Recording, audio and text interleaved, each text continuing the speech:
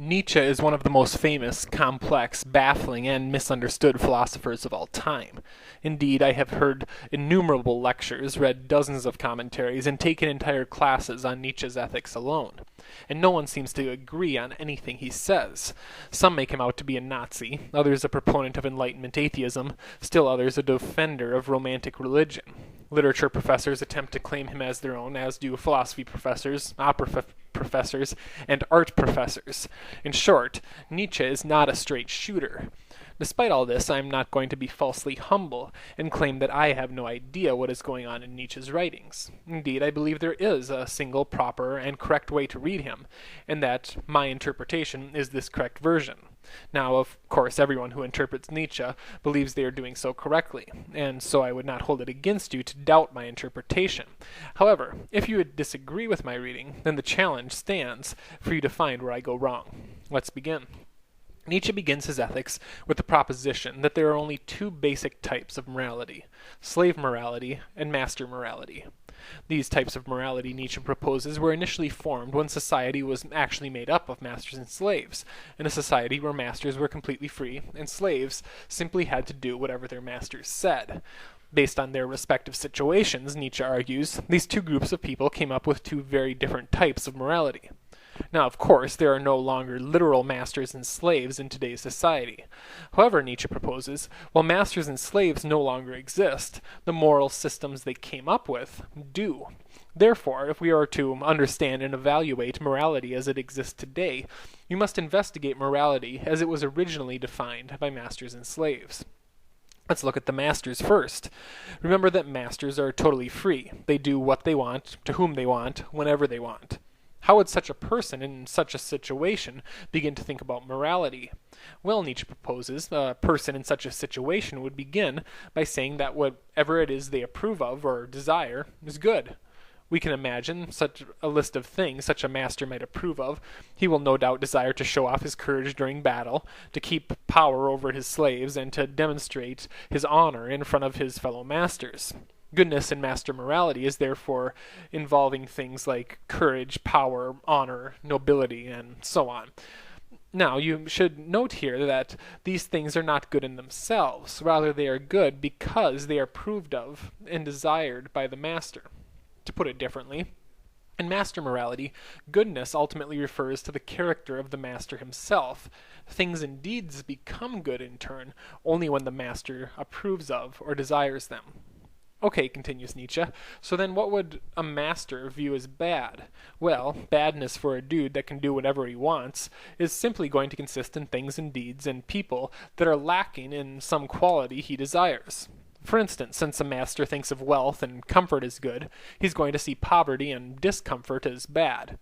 Similarly, since a master desires things like honor and power and nobility, he's going to look on deeds and things and people that lack honor and power and nobility as bad. Notice then that in master morality, badness doesn't really have to do with what something is, but rather with what something isn't.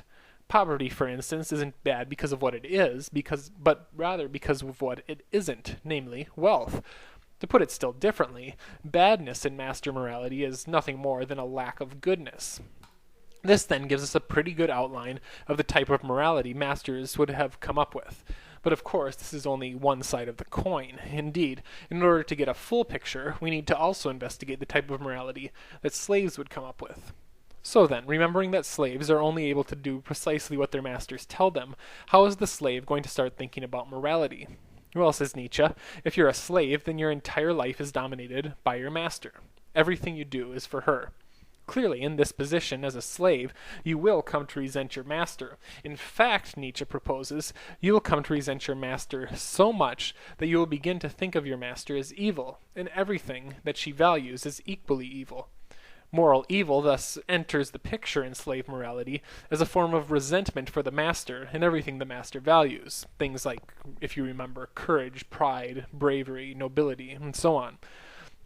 Okay, so if slave morality gets off the ground by thinking about the evil master, then where does goodness enter the picture for slave morality? Well, Nietzsche argues the slave will think about it like this: evil is the opposite of goodness. I am the opposite of the master, and the master is evil. Therefore, it must be good to be a slave. Moral goodness, in other words, means being a good slave. For instance, a good slave is humble, never draws attention to himself. Therefore, it must be morally good to be humble. A good slave is also blindly obedient, does whatever he is told without questioning. Therefore, blind obedience must also be a good thing, and so on and so forth. You get the picture. Now then, we've got a complete picture of both master and slave morality. If you remember, though, Nietzsche's claim is that while masters and slaves no longer exist, master and slave morality are still alive and well. So how does Nietzsche think master and slave morality function today? Where does he see them existing? Well, slave morality, Nietzsche points out, is absolutely everywhere. Indeed, any time people ground their morality on some master rather than themselves, slave morality is going down.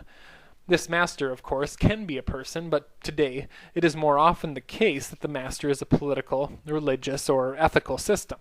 For instance, Christians who ground their morality in Christianity make themselves slave to the master, Christianity. Kantians who ground morality in duty makes themselves slaves to duty. Nazis who ground their morality in the Nazi party makes themselves slaves to that party, and so on. In all these forms of master morality, Nietzsche points out, things like courage, power, and pride are expectedly portrayed as evil, while qualities like humility, obedience, and weakness are hailed as the highest goods. So slave morality is everywhere, but what about master morality? Nietzsche doesn't think there is much of this left. Indeed, the only time master morality is being practiced is when a person truly thinks for herself and lives by her own rules, when a person sees things like pride and courage as good because she desires them, and avoids things like cowardice and defeat. I think we have to agree when Nietzsche says that there really aren't many people out there like this today. But that doesn't necessarily make it worse. Indeed, Nietzsche proposes, despite the fact that slave morality is much more common today than master morality, we must still ask which one is in fact better for us as humans. We must still ask, in other words, whether slave or master morality is more capable of leading us to the good life and so fulfilling the purpose of ethics. In order to do this, let's consider the characteristics of both. Master morality says it is good to be brave, proud, courageous, controlled by our passing appetites, honorable, powerful, and so on. Slave morality, on the other hand, says it is good to be meek, mild, humble, self-controlled, weak, and abstinent. Well, says Nietzsche, these characteristics really don't tell us much about which type of morality is better for us. Indeed, we are intuitively drawn to and away from parts of both lists. Our intuitions agree with master morality that it is good to be courageous and honorable, but disagree that it is good to be proud. Similarly, our intuition agrees with slave morality that it is good to be humble, but disagrees that it is good to be weak. Luckily, then, Nietzsche says, there are other characteristics by which we can compare master morality to slave morality. Namely, we can compare their bases. In other words, we can compare their respective starting points. If you remember, master morality is based on, starts with, and grows out of the goodness and freedom of the character of the master. Slave morality, on the other hand, is based on, starts with, and grows out of the resentment on the part of slaves, resentment that leads slaves to viewing their masters as evil. Master morality thus grows out of goodness and freedom, while slave morality grows out of evil and slavery. When we look at it like this, Nietzsche feels, it is rather easy to decide which is the best type of morality, which is more likely at helping us as humans attain the good life and so fulfill the purpose of ethics. Indeed, the resentment and slavery that slave morality is based on are clearly not good bases for a good life, and in fact are the opposite. They are bases that will sap the life out of a person and keep them from ever living a good life.